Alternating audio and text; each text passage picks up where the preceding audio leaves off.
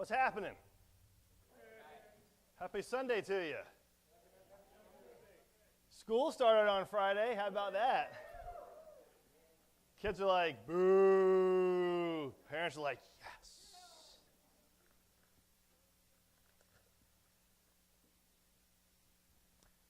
Have you ever been walking through life? Things are going according to plan, and all of a sudden, the Lord switches gears on you, takes you on an off-ramp to do something that you didn't expect, puts in place what we'll call today a necessary ending. Has that ever happened to anybody? Or gone through a transition process? Job, friends, residence, when things change? It can be tough. We're going to track down that road today and talk about what happens when God brings a necessary ending into your life and how you navigate through it. My story has several. I'm going to focus on a couple that I feel you'll enjoy. But as we're going through, I want you to think about the ones that you've been through, maybe you're going through, or you're about to go through. And I pray this is encouraging and brings you a fresh perspective and gives you hope. So for me, I was raised Catholic. I was an altar boy. When I got into high school, I became one of the head altar boys over at Nativity. Growing up, I learned reverence for the Lord in the Catholic Church. For as much as the church is ridiculed and made fun of, they do a whole lot right. And I can tell you right now, the Catholic roots have really stuck in me. And I learned reverence for the Lord at a young age. I'm dating myself, so for those of you that remember the Jesus of Nazareth miniseries that came out, the one where Jesus' eyes were like crystal blue, I remember as a kid, that was on late at night. I think it was like 8 to 10 or 8 to 11. And I asked my mom, can I stay up and watch this? It was a week-long series. There was something about that. Like I wanted to watch the life of Jesus being acted out. And I'll never forget watching the finale where he died on the cross, and you realize I was sobbing. I think I was in 4th grade, just sobbing in my living room because there was something there like, wow, that's awesome. And that stuck. Growing up, I played sports most of my life. In high school, you probably wouldn't have wanted to be around me because I was your typical jock. I was cocky and a jerk, and I knew I was good, and I wasn't as humble as I should have been. The Lord has certainly taught me a lot of that over the years. But I was competitive, right? To a fault. Fast forward current day when we have family-friendly football games on Thanksgiving, someone's got to win and someone's got to lose, right? And this is like all the kids playing everything, right? We got to make special plays for the 3-year-old to run through the field so that we can win, right? So, I enjoyed playing sports. I liked and gravitated to leading. I liked being in charge. It just felt natural for some reason. I remember in middle school I was the captain of the basketball team. In high school I was the captain of the baseball team. So that leadership was there. Later on it would be activated. 3 significant events in my life. January 19th, 1996 was my first date with Sarah Jean Tafflinger. And I knew then I had met a wonderful, gorgeous woman that I needed to hold on to. A few months later, I knew that she was the one, and the following August 9th, 1997, I married up, and she became my bride. Later that year, in December 27th, I rededicated my life to Jesus. I had been studying Billy Graham and his life. I was reading his devotionals and his magazine, and just something I was like, wow, that guy was awesome. And he changed, of all the lives that he changed while he was walking on planet Earth, I was one. And I have a lot to be thankful for the impact that he had. Then starting in 1998, I worked in the financial services sector, and I started moving into leadership. And that leadership in me was activated. If you remember the Activate series where some of those gifts are hardwired into us, and then when we accept Jesus as Lord, They get activated and amplified. Well, stuff just started coming out. I was good at it. The other thing that was interesting was growing up being a cocky jerk athlete, that shifted, and encouragement started to flow out of me. And I saw the underdog as someone to cherish and to coach up and to encourage versus one to exploit and take advantage of. From a schooling standpoint, I got a bachelor's in psychology from USF in my early 20s. Fun fact, I graduated from college on the same day that I got married. It's how the calendar mapped out, so needless to say, I did not go to college graduation, but I attended my wedding. And later in life, I earned a second bachelor's in theology.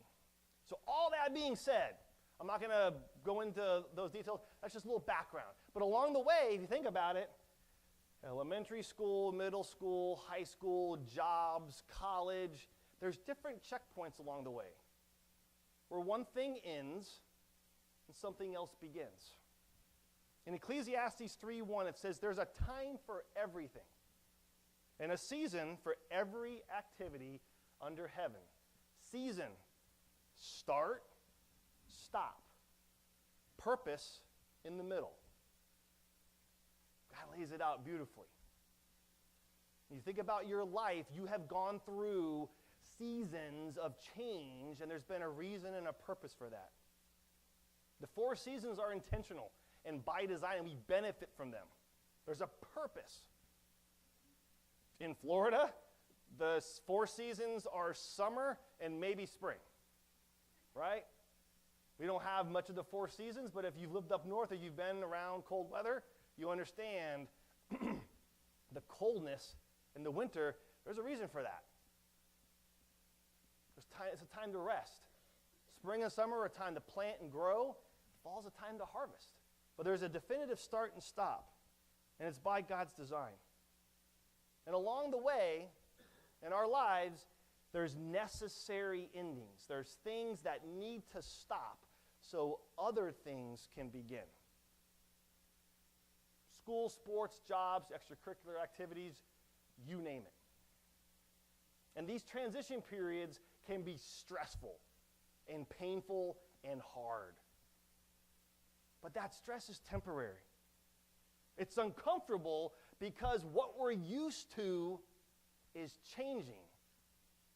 And as we go through that process, sometimes we forget a new normal will form. Just got to give it time. And what's key about going through a necessary ending and a transition period is you focus on what you can control.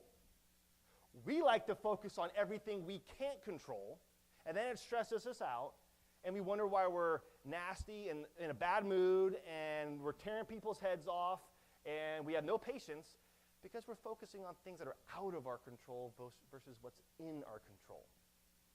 Another way to put it, when you go through that, is it's time to clear the mechanism. What could he as a pitcher control? He could control what he focused on. And what he needed to focus on was the catcher's mitt that he was throwing to. Everything else was noise, was a distraction. Could you hear the phrases, "You suck. You couldn't pitch a tent." Pessimism. People speaking down, trying to distract. When you go through transition periods, the stuff inside your head can be crazy.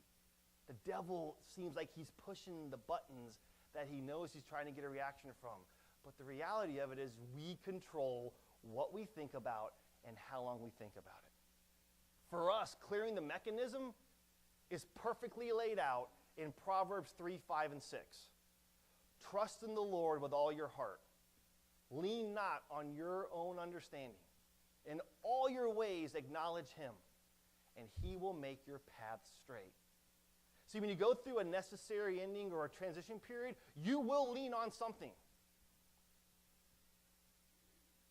You will lean on something. The question is what or who will you lean on? When we trust in the Lord with all of our heart, we're saying, okay, Lord, you've got this. I can't see it, but you've got it. when we lean not on our understanding, what we think most of the time is not really our best. And will actually make things worse. But instead, we acknowledge him, invite him into the picture. And what's cool, if you look up the Hebrew for he will make your path straight, it literally means he will start the process. He will design it the way it needs to be designed. So all you have to do is walk it out. It's not you sit back and do nothing. It's you trust, and then you walk it out. And that straight is misleading. We think, okay, because if my path is doing this, something's wrong, and the Lord's going to straighten it out. No, not normally. There might be a winding path, and you might be called to trailblaze and actually create paths. But he will guide you through it, and he will establish that process. So I mentioned in 1998, I started moving into leadership roles at my company. By 2001, I had moved up another level. Had a very promising career, was doing very well. Sarah and I at our old church, we led a missions trip to Washington, D.C. to start a church. There was a guy that the pastor of our old church knew. He was starting a church in Alexandria, Virginia, and they needed a team to go up to help finish building out the sanctuary, going into the neighborhoods and spreading flyers and talking to people, and they needed somebody to lead that trip. Well, Sarah was like, that's pretty cool, we'll do that. And we were up there. I had some very specific words that were spoken over me. One of them was, I'm about to change some things and free you up to do what you really like to do. I'm like, okay, Lord, I really like what I'm doing now. This is cool. I like where I'm working. This is great. When we got back, not even a month later, the youth pastor at the church had resigned, and the church needed a new youth pastor. And I'll never forget, I was sitting there, and I about leapt out of my seat, and I had no idea why. I have a degree in psychology. What does that have to do with anything? So I thought. No church experience. Knew the Bible, but not like the pastors of the church did. Didn't go to seminary. What could I possibly have to offer? Except that as I grew up, I babysat since I was 10 years old. I loved hanging out with kids. I was a big kid myself, and I liked taking complex concepts in the Bible and unpackaging them and making them easy for people to understand. And a degree in psychology, the study of the human mind. That probably will fit in somewhere with counseling and talking to people. Oh, this would be pretty cool. And it was a volunteer. No pay, volunteer. It made no sense, right? Couldn't shake it. Work full-time job in the financial services sector, be a part-time volunteer youth pastor. And over the course of about a month and a half, that became a reality. What's really interesting about that time was that within a 4-day weekend, Sarah and I accepted that position to be volunteer youth pastors, found out that she was pregnant with our first child, and that she was going to lose her job within a 4-day period. She was at work. She worked as a CPA, worked for a very promising CPA firm downtown, and they were going through a downsizing, and she was part of the reduction in force. Talk about, okay, Lord, I can't lean on my own understanding because this makes no sense. I know you've got it. And what was awesome about that was that she was then able to stay home with our girls when they were younger and to be actively engaged in part of their lives. And the Lord was able to provide for us through my job while she did that. And then later on, when the girls were older and in elementary school, she was able to restart her CPA career.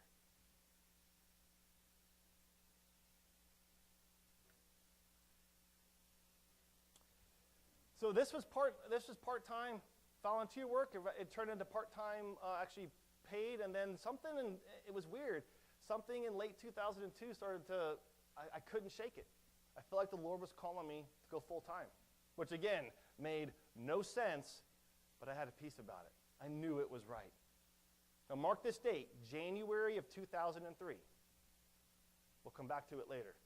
January of 2003, I I had a necessary ending, left corporate America to go and work in the ministry full time. And it was awesome. I mean, I'll show you some pictures. Like I said, hanging out with kids, that was all me. Rainbow suspenders, a nerd hat with a propeller, geek glasses, and a Mario shirt, right? Walking around the church campus talking to people. Love that. I would still dress like, actually, I do show up as a nerd every now and again around Halloween time. But I enjoyed that. I liked hanging out and relating and helping students realize that they were loved and accepted, and there was a big God that had big plans for them.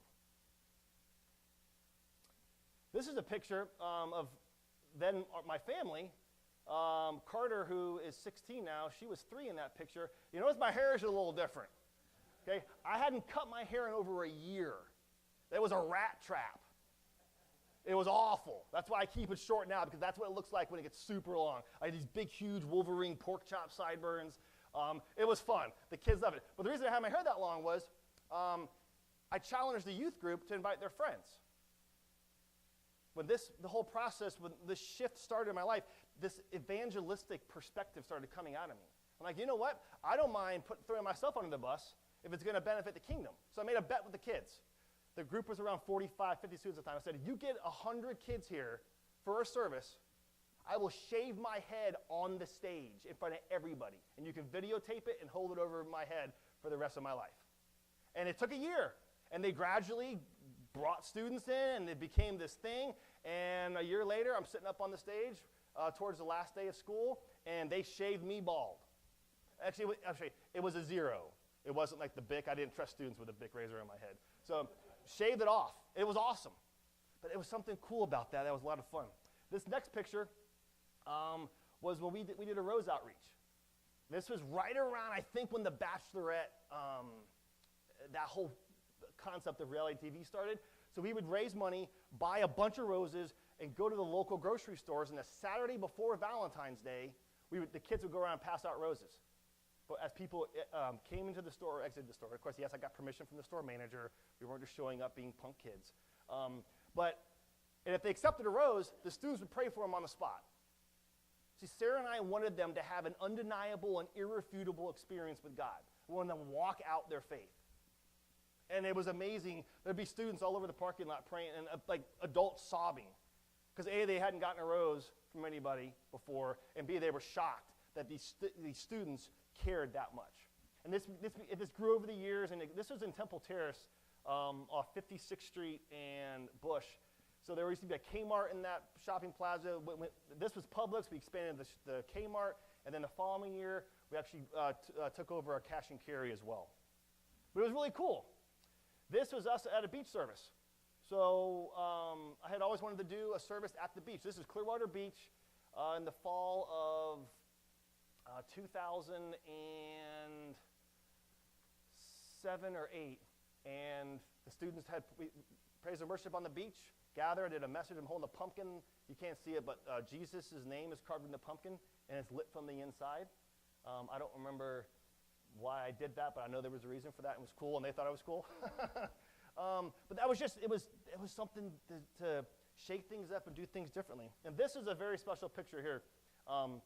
This was during a service that lasted almost 3 hours. With parents outside, semi-ticked off at me and Sarah, but then they realized what we were doing. I thought that was actually pretty cool. But there was like an hour and a half of praise and worship at the end of service.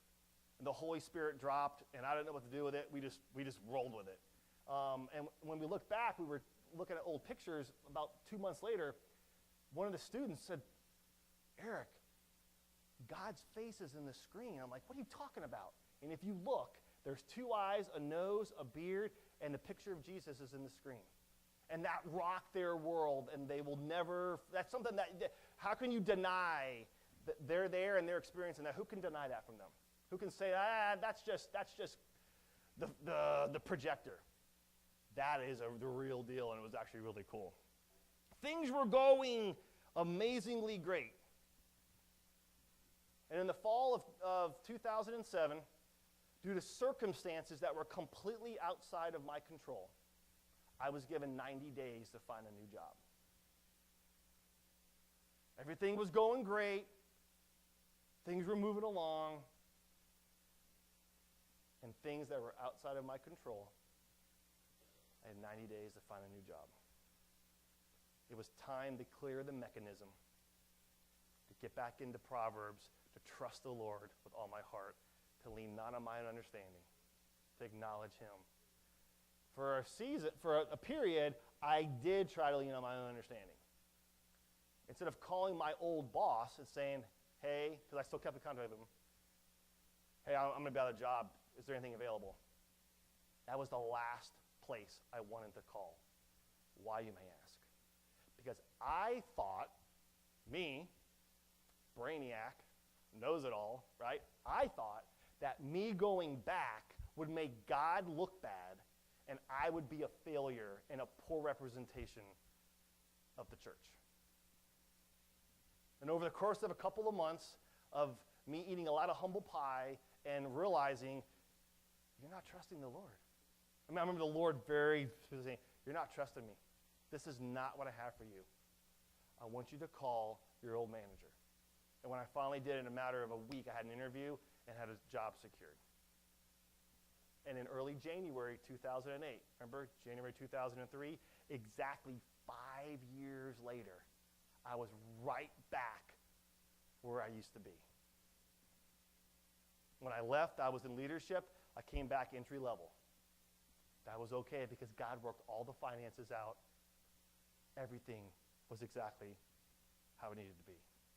Now, what's interesting about this is Isaiah 55, 8 and 9. It says, for my thoughts are not your thoughts, neither are your ways my ways, declares the Lord. As the heavens are higher than the earth, so are my ways higher than your ways, and my thoughts higher than your thoughts. Completely different perspective. He always has what's best for us in mind. Think about the transitions that you've gone through, that you're going through, or that you're going to go through. Think about what's going to happen. He has your best in mind if you trust him to lead you through it. Because at the time, I wanted to kick and scream and dig my heels in and not leave. But think about late 2007 and early 2008, what happened in our economy? The housing bubble exploded, and Wall Street had a massive correction. If I would have been at the church when that happened, I would have been in a really bad spot because the employment was definitely going to cease because there's no way that they would have been able to afford to pay multiple pastors. But instead, he got me out, back in a great job, promoted into leadership again within 6 months, and by the time that correction hit, I was already in a much better spot. And while there was a reduction in force at my work, I was not impacted by it. His ways and his thoughts are higher than our ways and our thoughts. Now, this time period was excruciating for me. This was not a switch gears and everything's great and dandy. I felt humiliated. I was hurt.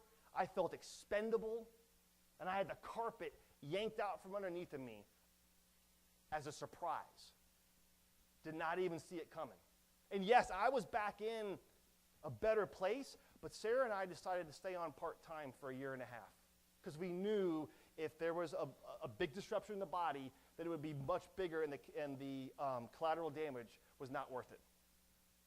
And I had a lot of discussions with the Lord. And to get me from the church back in to corporate America required two-way communication. Me listening and watching him and praying and talking to him. He has our best in mind. He was calling me and he was directing me. And my role, what I like to say, is to call the ball. he was asking me to call the ball. Through necessary endings, we need to call the ball. Now, I'm not going to bore you with the scientific and the engineering behind how Navy pilots land on aircraft carriers, but I'll tell you about the phrase call the ball. So when they're about to land, the landing signal officers who are behind the scenes in the aircraft carrier have the plane spotted 20 miles out. And they're watching their approach, they're watching how the ocean is moving, and they are planning their glide path down. And they have to land that plane on that ship. And the goal, and you saw it, there's a hook that comes down and it grabs on the cables. There's four rows of cables. The goal is to land between the second and the third cable. Now, I have trouble parking the car at the mall. And if I back in, even worse. They have to land that plane on that aircraft carrier. And they have to trust the people behind the scenes that are watching it. The whole concept of call the ball is there's literally an orange ball that appears in the cockpit in their landing system. And depending on how they move and how their trajectory is coming down, that ball will move. So what's happening the closer they get to the aircraft carrier, the landing signal officer will say, 403, 3/4 of a mile, on and on, call the ball. So they're radioing to the pilot. 403 is the plane number. Hey, we see you. We got you. 3/4 of a mile is that's how far they are from landing. On and on means they are in the zone. They are on track to land appropriately. They need to follow it and call the ball so that there's a little orange ball will appear. If they don't see the ball, something's wrong because the system on the plane is not the system on the aircraft carrier is not talking to the plane. So the pilot has to own his part and walk through the process. And he will respond, this is an example, 403, Hornet ball, 4.5. The 403 is, that's me. I hear you, people behind the scenes. Phantom is the type of plane they're flying. Ball means I got the ball. I see the ball, we're good. 4.5 is how much fuel is left in case something goes wrong, how long they can circle and try it again. There's an acknowledgement, there's back and forth. Our God is not only behind the scenes, he's in everything and he sees everything. And he lines a process up for us. Though we may not always get it, we may not always stand it, and it might be hard, he radios to us, I see you, I've got you, call the ball. And it's up to us to call the ball and walk that process out because he always knows what's best for us. Not what's mediocre, and what we think is best rarely is what's best. Because he has the whole picture in place. As I was going through this transition back of this other necessary ending, and he was calling me, you got to call the ball. I've got you, walk this out, and trust me. What I realized was since 2003, I had been praying what's called the Jabez prayer every day. And it's a powerful, and it's a dangerous, and it could be a disrupting prayer. And it's in 1 Chronicles 4. And it says, bless me indeed, Lord. Enlarge my territory. Keep your hand on me and keep harm and evil far from me. Let's decode that. Bless me indeed is saying, Lord, bless me, bless me, bless me, bless me, bless me. Give me everything that you have for me. I want it all. Bring it to me. That's not saying, Lord, I want this huge house and this big car and I want to have all this money. If that's what he has for you, then maybe that's part of it. It's not just monetary. It's, Lord, I want everything that you have for me. I want you to enlarge my sphere of influence, enlarge my territory, enlarge my area of impact. And as you're doing both of those, you would keep your hand on me. You would guide me, lead me, and protect me. And you would keep harm and evil at bay. And you would shut the devil's mouth in the process. What I didn't realize was this necessary ending was opening a necessary beginning and me going back to my former employer, there was a larger picture at place. I was needed elsewhere. And 5 years after going back, we had our bags packed, and I had taken an assistant vice president position up north in Maryland.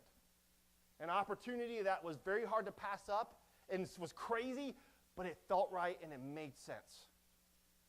And when we got up north, doors opened and the favor was amazing. But what's cool, that's not the part that's cool about it.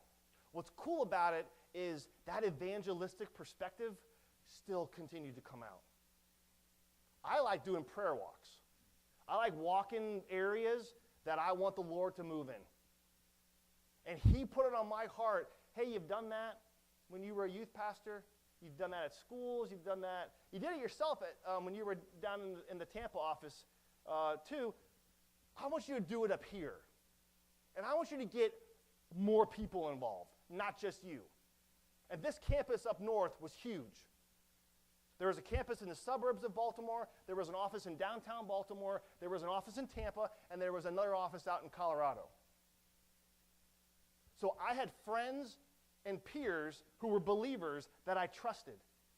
And I picked up the phone, and I called and said, hey, this is what I'm feeling. You want in? Like, yeah, that's awesome. We've never done anything like that before. And for a week, we did a Jericho walk around every single U.S. building. And we farmed out who was going to do what, and they could do it whenever they wanted to. But for 6 days, we walked around every building once. And on the 7th day, we walked around it multiple times. And let me tell you what, it was awesome. Not because of the difference the atmosphere was, but they got to walk something out that they had never done before. They never thought about, let me take what's at church and what I believe and bring it into the workplace and be strategic about it. And I'll never forget, I was talking to one of my friends when I was up north, and he was in Tampa, and he was walking through, it was raining, so he was walking in the building, and somebody stopped and said, dude, you walked by my office like multiple times. What are you doing? He goes, you know what? And he stopped. He's like, oh, do I tell him the truth or do I lie? He said, listen, I'm prayer walking. A bunch of us in all the sites, we're praying for the company. We're praying for the employees. He said, wow, that's awesome. There's a lady right outside that is going through a really hard time with her family, and I know that's making a difference. His ways and his thoughts are bigger than ours. But I knew that time was coming to an end. The Lord's bringing another necessary ending and boomeranging me back. I didn't have a vision for staying up there. I knew that this is where we needed to be. And I knew I was leaving opportunities and potential on the table, but I knew this was right for me and my family.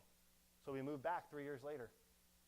Within 6 months, I was promoted again to a vice president role down here. And that typically does not happen. So what I thought and what God wanted to do was completely different. It required action, trust, and walking it out.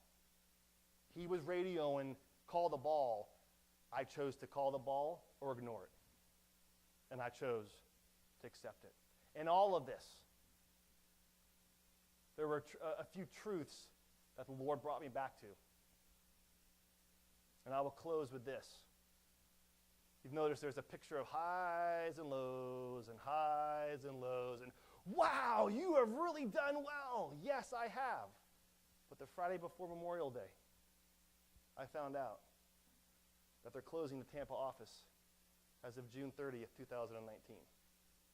For the last 10 years of my time at a great company that the Lord brought me back to, and has done a whole lot of cool things in the process, there's a necessary ending coming.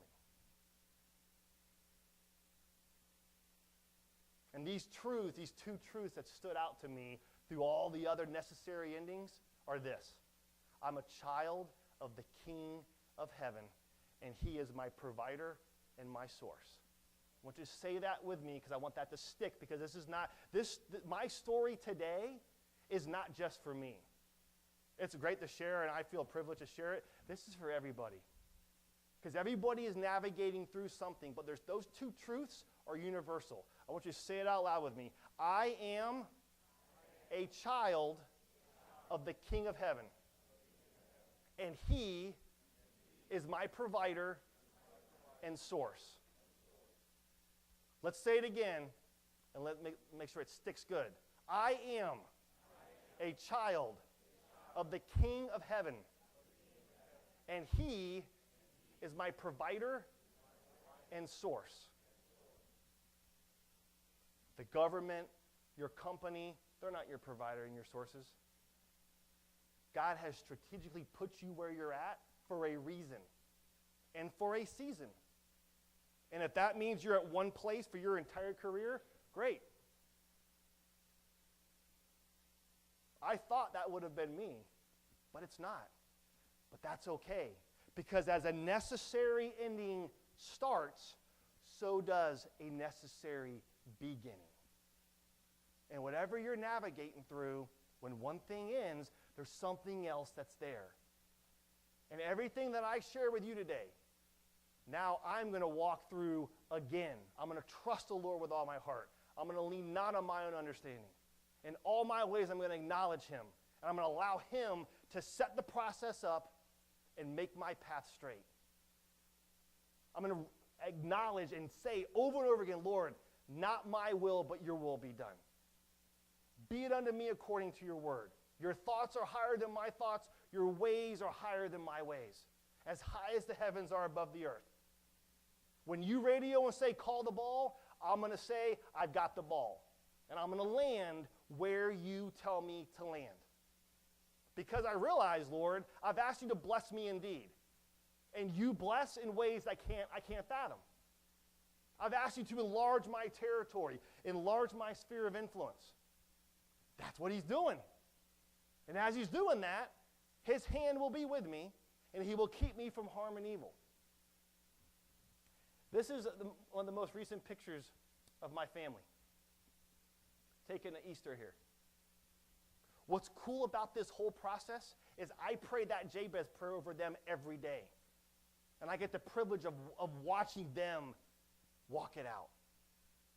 Watching Sarah's sphere of influence and her network and her areas of impact, both in ministry and as a CPA, continue to grow. The Hillsborough County public school system can be rough at times. Let's be honest. All three of my girls are in that school system, and they are beacons of hope. They get to be light and encouragement, and they get to just be themselves and let the Holy Spirit flow in and through them in a world that can be dark and hurtful and crazy. And they get to watch this process unfold. Okay, Dad, next June, what's going to happen? Hey, you know what? I don't know. We're going to trust the Lord, and now they get to watch this play out. They get to watch their heavenly daddy do his work and put their daddy wherever I need to be. And I have a period of time left in my current job. And I'm choosing to see that as a time to be a beacon of hope and encouragement and life for everybody else that's going through the same process.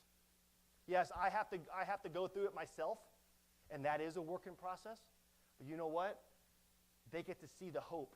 When I come to work every day and I'm fired up and excited and we're making plans and talking through transition periods and I have a smile on my face and encouragement in my voice, and when they're down I can speak into them, it's a mission field. And I have no idea where God's going to take me, but I do know he's going to put me where he needs me. And I do know that it's going to be better than anything that I could plan or expect. He's got this. Whatever you're walking through, whatever transition you're either have been through, that you're still dealing with and grieving like I did, you're in the middle of it or you know it's coming. He's got it. And it's time to let go of what was and what has been and embrace the new and what he's bringing.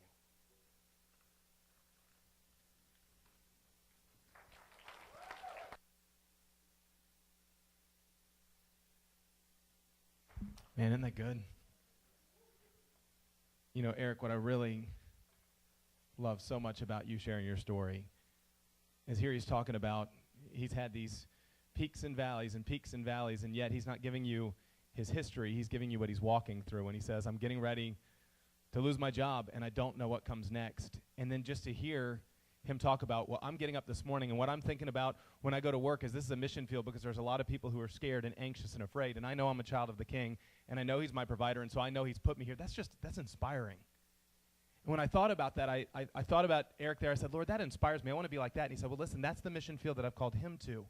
And that's why when he trusts me that I am his source, that I'm his provider, and that I love him, that's going to pour out. And what you and I need to understand this morning is you have a field that you've been given that nobody else gets to walk on planet Earth.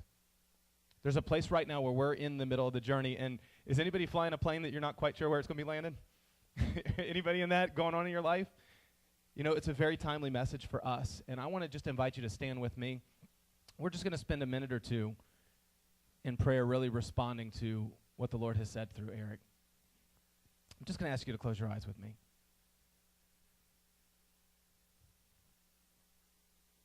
The reality for all of us is there's uncertain times that we step into and face, and we're not exactly sure what's happening in the midst of it.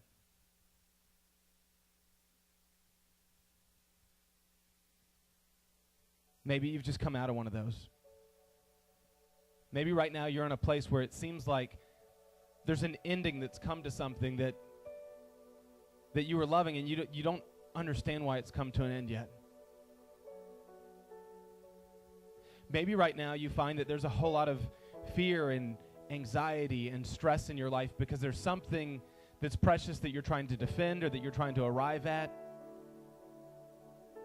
And the reality with all of it is that God invites us today to place our confidence in Him. To say, Lord, I don't know where I'm headed. I don't know what's going on, and I can either lean on my own understanding,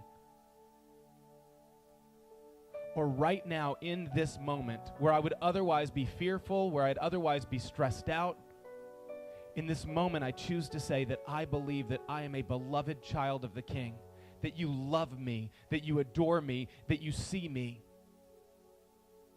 that I don't know where this plane is headed or where it's landing, but you have written it out from eternity past. You have me.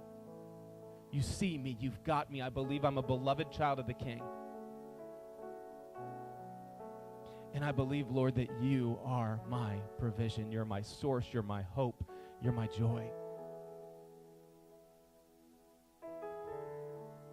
The reality is anything else we'd seek in any other season is never going to fulfill the longing of our heart. But right now for you and I, whether you've just gone through it or whether you're in the midst of it, you can embrace uncertain times. Embrace them. Say, Lord, I don't know where I'm headed, but I choose to trust the person who's navigating. I choose to trust you. So right now I ask you the question, where are you anxious? Where are you stressed? Where are you worried? Where are you fearful?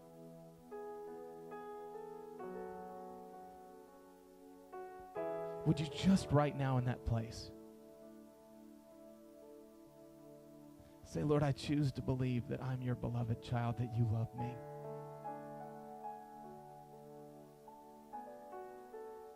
Not in a Sunday school kind of way, but in a real life right here where I'm at in my real situation, I believe that you see me and that you've got me and that you love me. And Lord, what I can't understand, I believe that you are my provision.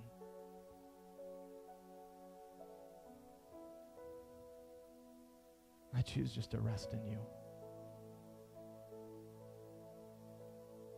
Would you go to pray like Eric did and say, Lord, here I am. I want you to bless me indeed, which means everything that you call a blessing, not what I would call a blessing. Everything you call my path, not what I would call my path. Every place you want me to go, not where I would want me to go. Because your ways are not my ways. Your ways are higher than my ways. You understand things I can't figure out. And I would craft my path in a way that would be much, much safer by my perspective with much less glory. Lord, I want you to bless me indeed. Wherever you want to take me, I'm in. Would you just tell him that this morning? And I just want to pray for us. Holy Spirit, I pray for heaven's perspective over our circumstances. Right now, you're not freaking out about anything. You say that perfect love casts out fear, so God, you're not fearful about anything right now that's ahead for us. You've got it. You see us. You know it. I pray that you would show us, your children, what you're up to. That you would show the depth and the breadth and the width and the length of your love for us. And that you'd allow us to trust your heart, that we could know that you have us. We ask in your name. Amen. Can we thank the Lord again for Pastor Erik? That was awesome. So good. So good. Well, as you go this week, you got a plane to fly and a plane to land. May the Lord just guide you in that. Let's spend a few minutes greeting one another and have a wonderful week.